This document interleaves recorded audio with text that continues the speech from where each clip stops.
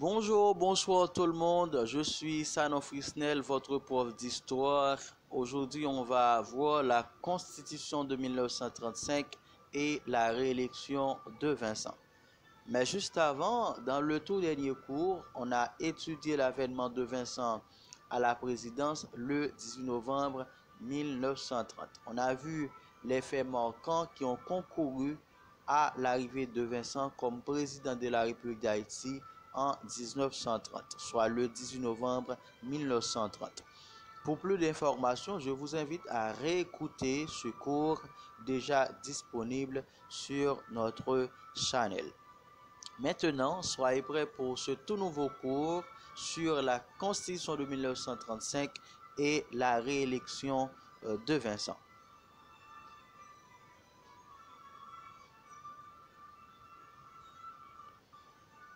Mesdames, Messieurs, la Constitution du 2 juin 1935 traduit dans ses grandes lignes la volonté du président Vincent de se débarrasser de toute opposition, de tout pouvoir de contrôle de la part du Parlement.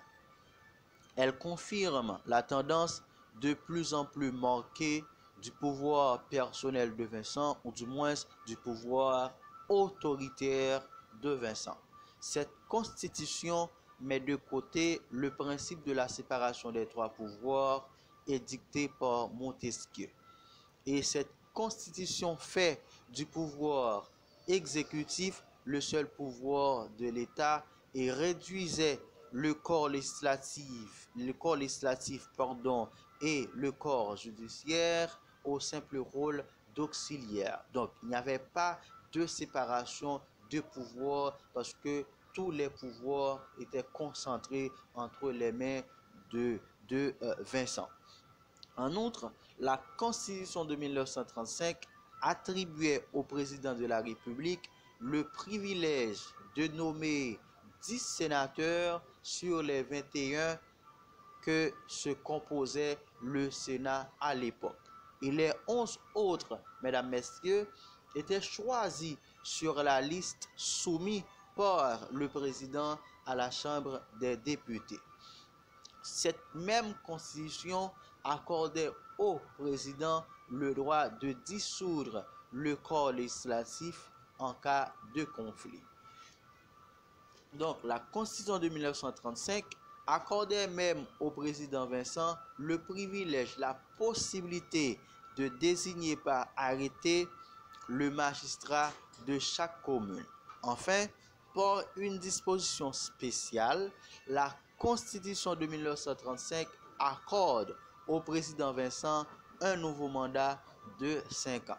Ainsi, par le référendum du 2 juin 1935, auquel le peuple a répondu oui à plus de 99%, Vincent détenait un second mandat qui allait commencer le 19 mai 1936, madame, messieurs. Donc, la Constitution de 1935 marque un recul sur le plan des conquêtes démocratiques. Donc, il faut faire une remarque. Après 4 ans, dans le tout second mandat, Vincent allait réviser la Constitution de 1935 parce qu'il y avait des articles gênants. Donc, pour pouvoir avoir plus d'autorité sur le Sénat, Vincent va changer ces articles-là.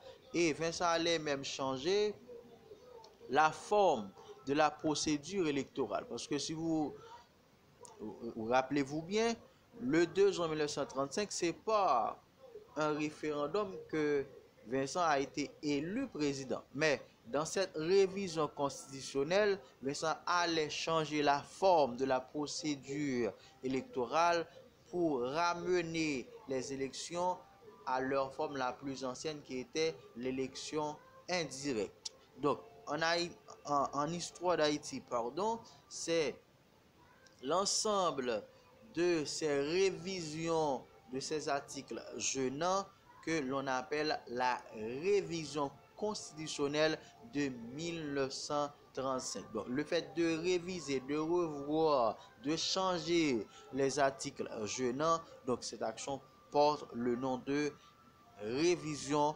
constitutionnelle de 1935. En résumé, on doit retenir que la Constitution de 1935 concentre entre les mains de Vincent les trois pouvoirs. Et cette même Constitution de 1935 permet à Vincent de garder le pouvoir pour 5 ans de plus, donc pour jusqu'en 1941, lorsqu'il va céder sa place à Élie Lescaut.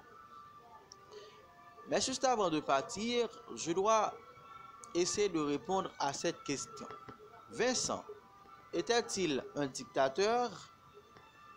Pour comprendre cette question, il faut faire la différence, ou du moins, il faut différencier la dictature du régime ou bien du gouvernement démocratique. On doit dire que la dictature s'oppose à la démocratie car le gouvernement démocratique repose sur le principe que le peuple est souverain.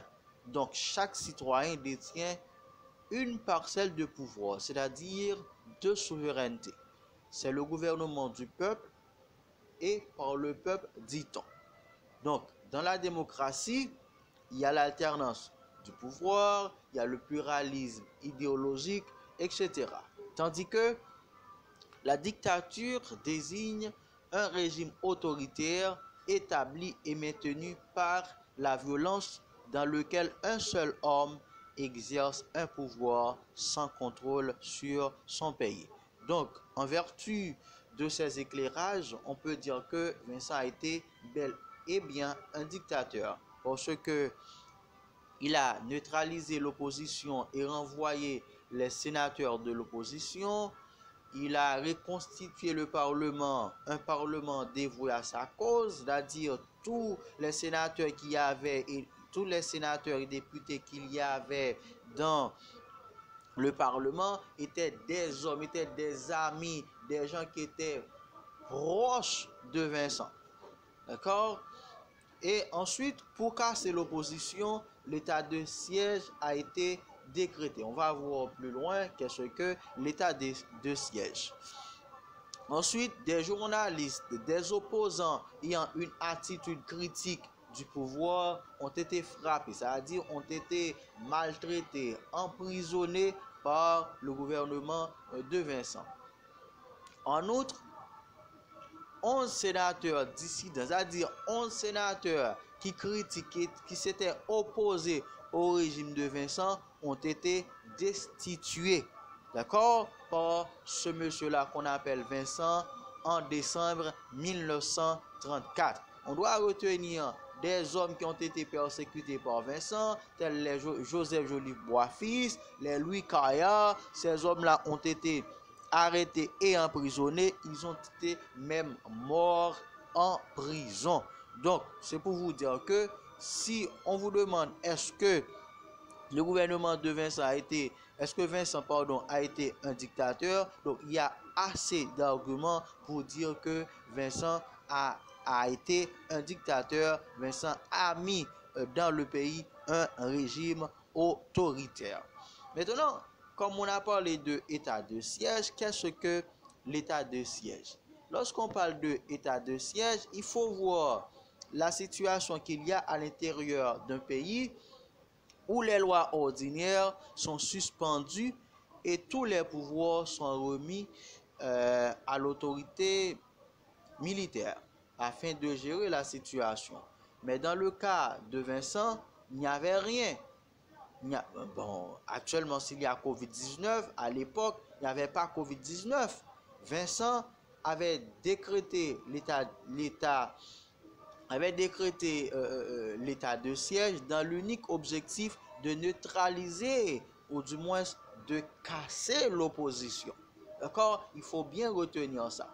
Donc, il n'y avait pas de guerre à l'époque de Vincent, il n'y avait pas de grande pandémie à l'époque de Vincent. Donc, l'état de siège a été décrété dans l'unique objectif, n'est-ce pas, de casser, de neutraliser l'opposition. On a parlé également de, si je rappelle bien, de référendum. Donc, qu'est-ce qu'un référendum?